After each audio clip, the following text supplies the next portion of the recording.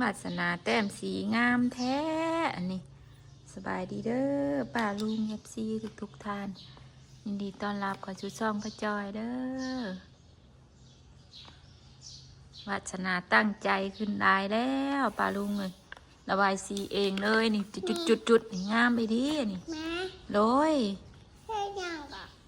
เมืองลูกระบายสีนี่แหละเพื่อสิได้เห็ดเป็นคือลูกนี่นะบัดจะสอนแม่จอยบ่อันนี้สีใส่แม่ลูกเขียดตามเส้นมานี่สีเหลืองก็ได้ใส่สีเหลืองก็ได้นี่ใส่ตามเส้นมันได้ลูกเขียนชื่อลงเห็นไหม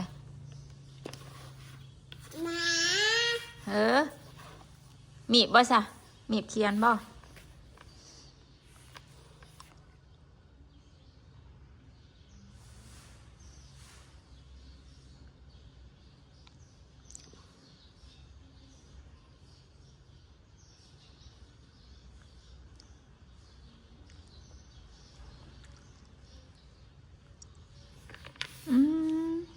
กินมิมงามแหละกินมินบ่กินมิมมินกินดียังอ่ะ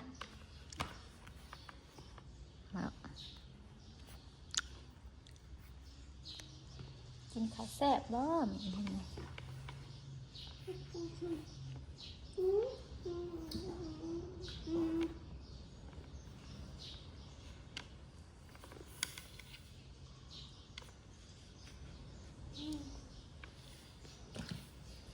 บาดเขียนงามแท้นี่สียังบาดเขียนนี่บาดเขียนสียังฮะอันนี้เลยอันจุดนี่เลยบ่แม่นบาดอยากไปโรงเรียนน่ะบ่บาดอยากไปเรียนหนังสือแล้วเที่ยงใช่ชีชมตัวนั่นบ่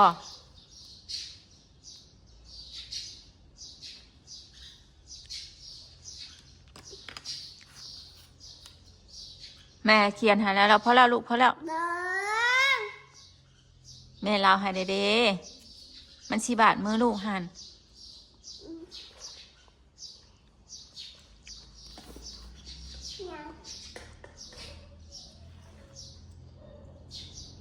เสียงยัง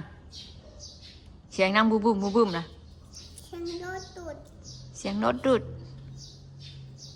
รถดุด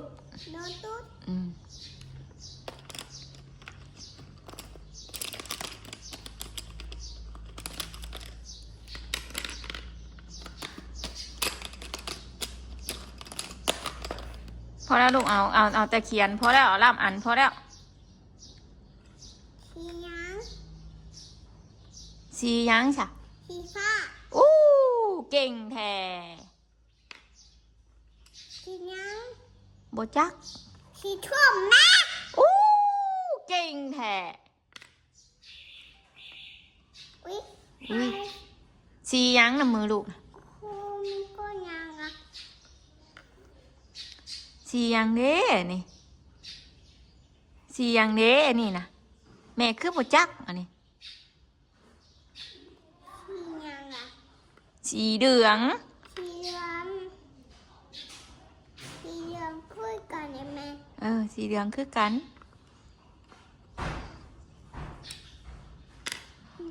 ใช้สีแดงนะบ่สีแดงนะอยู่ใช้สีแดงนะ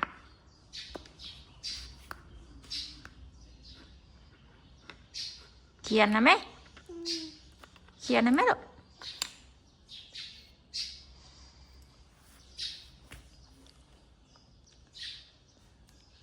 บอกเขียนช่างมันนะเขียนงามแท้นี่มีตู้เห็นมีตู้ดีใจแล้วแบบนี้วาสนาเขียนได้ตู้เอ้ยแบบนี้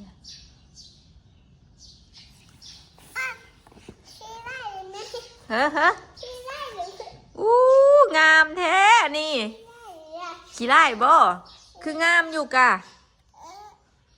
แม่ว่าลูกเก่งในไรนี่น่ะใช่ตัวไรลูกเขียนนะใช่ตัวไรลูกเขียนไก่เมื่อกี้นี่นะไปข้างในเลย ไปข้า โตยังอ่ะนี่เนี่ยนี่เด้นี่เด้ เล่ยำไก่มาแล้ว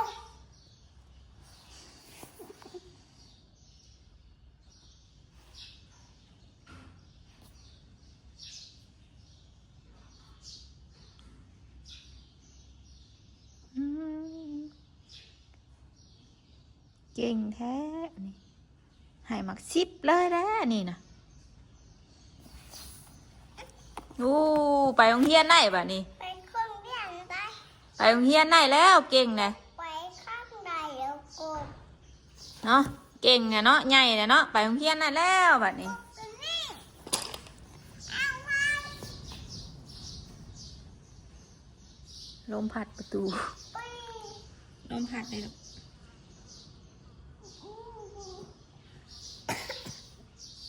มันห้องแดดจัก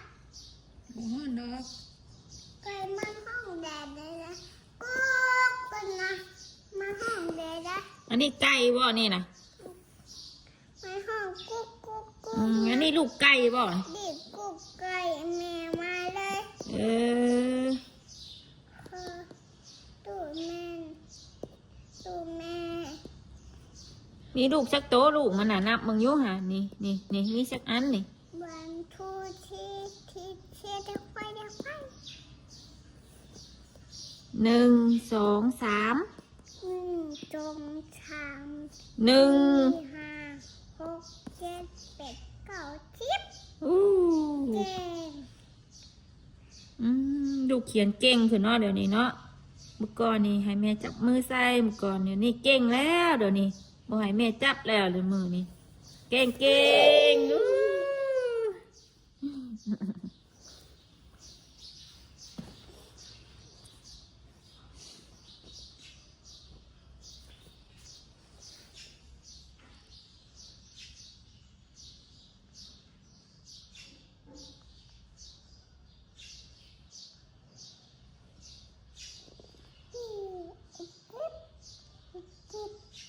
บ้านสิไปโรงเรียนน่ะบ้านสิให้พายไปชงน่ะ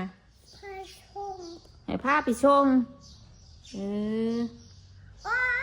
ให้พาบ่ไปชงน่ะ แม่ บ่ให้แม่ว่าไปชงน่ะให้แม่ไปชงบ่ให้พาบ่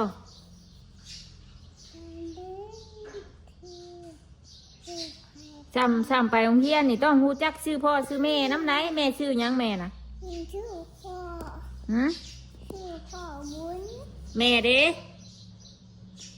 แม่ชื่อหยัง ชื่อพ่อบุญ บอกว่าแม่ได้แม่น่ะนี่แม่นี่ชื่อหยังนี่ชื่อแม่หยัง ชื่อแม่วุ้น แม่มี แม่มีจอย มีจอย พ่อบุญ พ่อบุญ อยู่บ้านไหนบ้านนี้ ดูวันก็ไง เมืองหยังลูก มาดูละวัน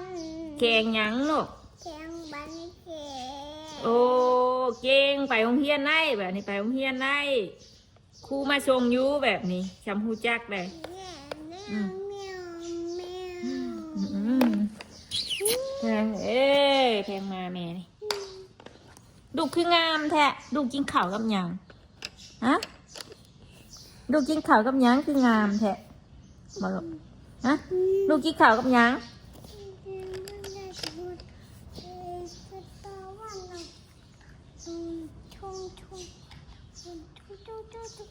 เอาเขียนนะแม่นี่เบิ่งแม่สิบอกเบิ่งนี่เขียนตามเส้นมานี่นี่อันนี้ใส่สีเหลืองนี่จมูกมานี่ชบมานี่ใส่สีเหลืองใส่ไหมสีน้ำลูกนะนี่สีเหลืองนี่ใส่นี่สีชบมานี่บอลกลมๆมานี่ใส่สีเหลืองใส่สีเหลืองลูกใส่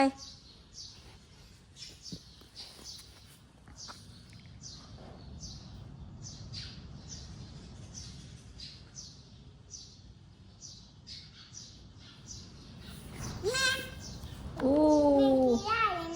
ฮะงามอยู่ สวยมากๆเลยเอาเขียนให้มันงามๆเลยเด้อ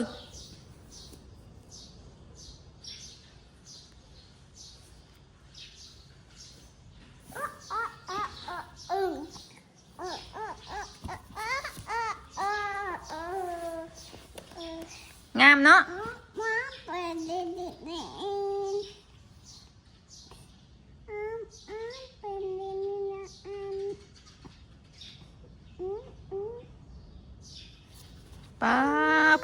พอบุญมากก็ให้มักซิบแล้วแหละนี่ลูกเก่งขึ้นนี่พอบุญให้มักซิบแล้วแหละนี่นะพอตู้ไม่ตู้แล้วว่าก็สิให้มักซิบเลยแหละนี่นะฮะบ่เอาว่าซะบ่เอาว่ามักซิบนะเอามายังซะหืม ว้าเบิ่งมาหามไทยไม่เบิ่งแน่ไม่ใช่เบิ่งขี่ชบมันมานี่ป้า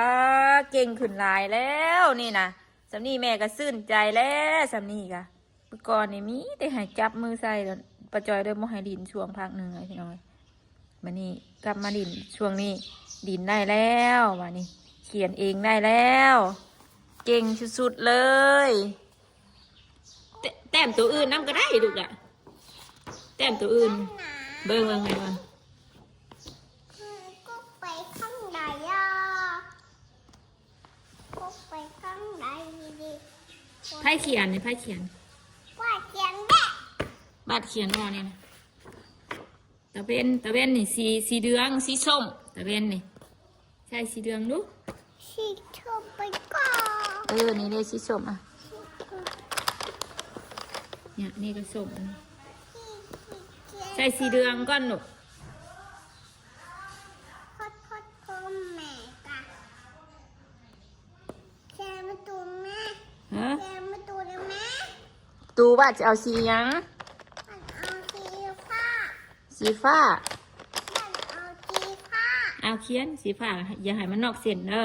เขียนตามจุดนี่เด้อแล้วก็จุดโอเคอ่ะ นี่เอาเบี้ย โอเคอ่ะถามมึงเด้อปลาลุงเด้อว่าจะเขียนประตูเด้อเป็นมักจงใส่มักสีฟ้าปลาลุงเลย เพื่อนหยัง เพื่อนบ้าน เพื่อนว่า เพื่อน หยัง ตะเวน แต่เว้น เพื่อน หยัง ทางบ่ ทั้ง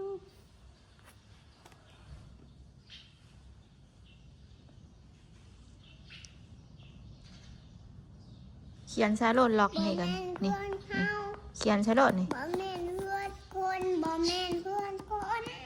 เพื่อนคนโมเมนเพื่อนบ้าน เพื่อนบ้านโถเพื่อนบ้านนะว่าได้ต้องเขียนนี่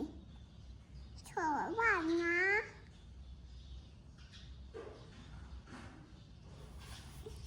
เออ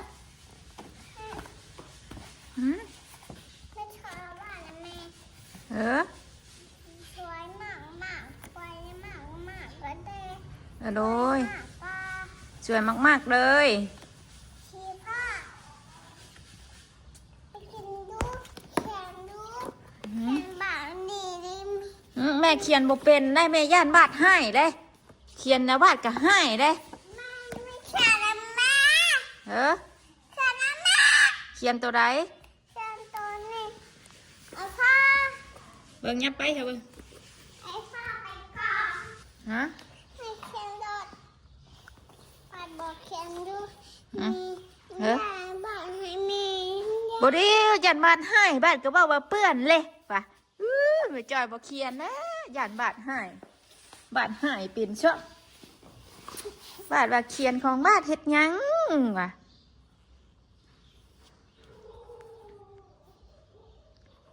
ป้าลูกคือเห็ดงามแท้เนาะลูกเห็ดประตูสีฟ้าบ่นะบ่ลูกป้าลูกคือเก่งเห็นไหมตัวนี้กะเห็นไหม เฮ้ยดำสิ นี่วงกลมมันก็มีนี่เขียนไหมจุดๆมันนี่ บ้าบาเคนโดด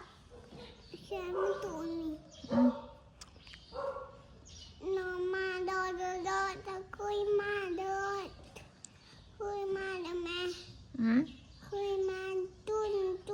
เลยคุยมาจุนเนาะ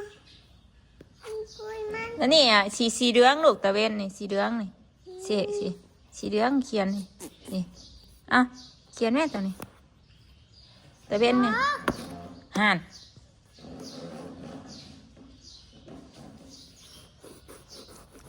บ่เห็ดนั่นนี่นะลูกเปื้อนนะคะเห็ดนั่นเห็นบ่มันบ่ออกมันไปทุกที่นะคะ อย่ามาแม่แพ้เฮ็ดนี่มาแล้วค่ะเฮ็ดไปสิคุณครูให้ได้ถ้าไปโรงเรียนบ่เขียนงามดีคุณนะ สิได้ไปอยู่บ่ที่สิปี ไอ้คุณ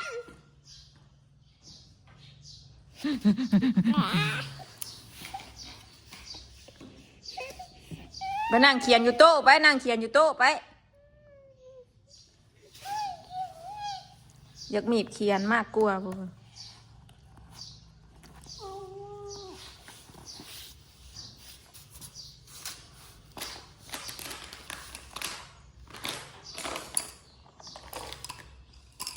เก็บเด้อไปเลย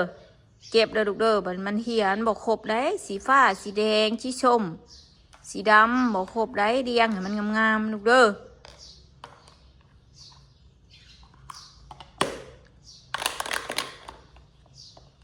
บอกกดบอกกัดเอามือคมออกลูกบัดเอามือคมนี่มันก็ออกนี่ไผสิเอาแขวกัดหมากยังอันนี้หมากยังลูกเสียงอันนี้เสียงอันนี้สีชมพูจืดเด้อสีชมพูนี่สีคือเสือบ้านสีพิงค์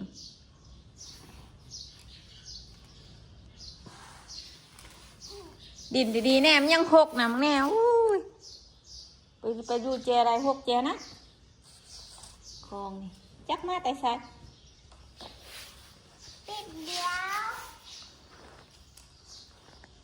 ลูกสิเก็บอยู่บ่ฮะ บอก บ่เก็บ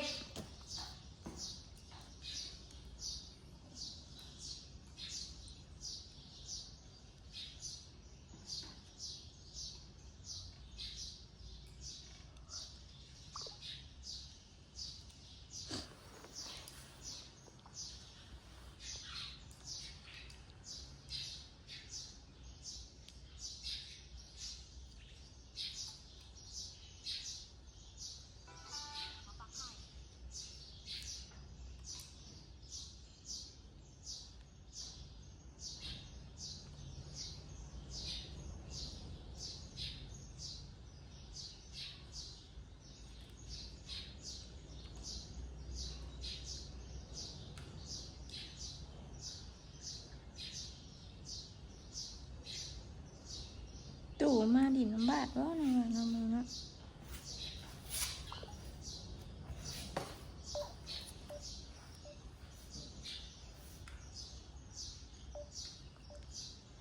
ลาวเลื่อยแท้สีนะมาดมึงเนี่ยวัดโทรหาตู้อยู่วัดนะวัดโอ้เฮ็ดเสียงวะ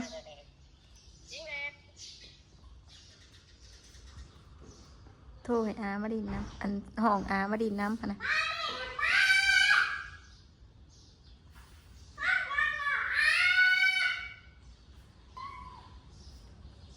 ห้องดังเราบริเย็น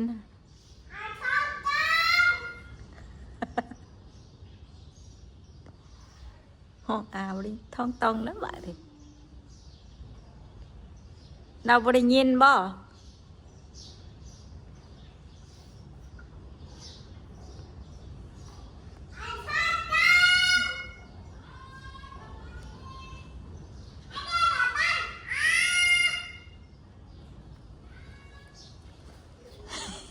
เราขานบ่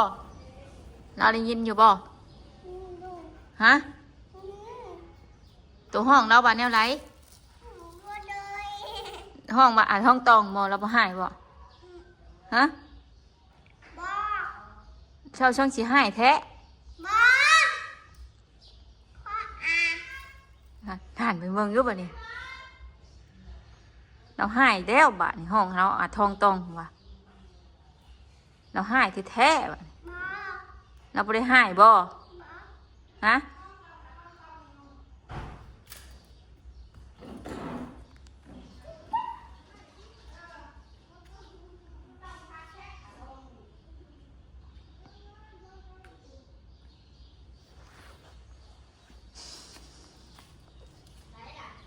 พี่ แม่เล่าเมื่อหรอบ่แล้วมาอ่ะแม่มาดินบ่ ไปห้องอ่ะทองตรงนะ เอาห้องบ่คานละ มาหอมแน่ ห้องท้องต้อง ให้บอกว่าสิเอานะ สิเอาลานแน่บ่พอๆกัน ไปดิเบาก่อนเบาเพาะก่อน สิหรอ เพาะเอาลานแน่เอาก่อน แม่ว่าบ่หายบ่ห้องดาวท้องต้องบ่เพิ่นว่ะมันก็สิหายไงวะห้องดาวชื่อพอแล้ว ตกน้ำ บ่แม่เล่ามาได้น่ะเพื่อนนะวะ ไปห้องเอาทองตรงเอาแมวหายเอา เอ็ดนะอย่ากินนะ มันเป็นไข่เด้อ นั่นเป็นใคร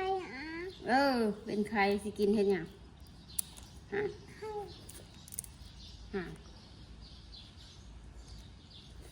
ตกจนได้ เที่ยวขึ้นเที่ยวลงที่เก็บอยู่ลูกเอ้ยพอเด้อมันเด้อต้องเอาเด้อมันเด้อแม่จะเอาไปเชื่องแม่นะวันนี้ อย่าเป็นไข่ ฮะ อย่าเป็นไข่ วัดไอทิดมาวัด ไอทิศมาสักผ้า ไอทิดรอบ่ไอทิดน่ะ รอไว้วาดได้งามบ่วาดได้งามเลยเนาะ เอาบอกเอาทับร้านแน่สิดอก แพงบ่สิบ่แพงบ่เจ้าแพงอยู่บ่ทางให้แพงเห็นแล้วบ่ มียังบัด ยังบัด เว้าก่อนแพงอยู่บ่บ่เอานะ ไอทิดสิดอกห้องไอทิดอยู่ไอทิดรอแท้สิ แพ ดอก งอยู่บ่ ไปห้องไอทิดไป บ่แม่แพงบ่แพงบ่หอมขันนี่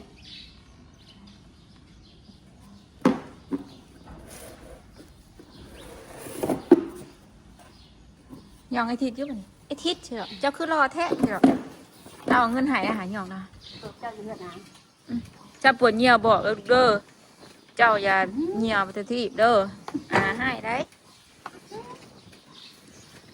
เหี้ยใช่อาทิตย์น่ะอาทิตย์เมื่อแล้วบ่น่ะเมื่อทั้งนั้นเฉยอะจองยกเมื่อแล้วยองแล้วเยอะวะอาทิตย์จะขึ้นรอแท้สิหรออาทิตย์คุยสาวยะ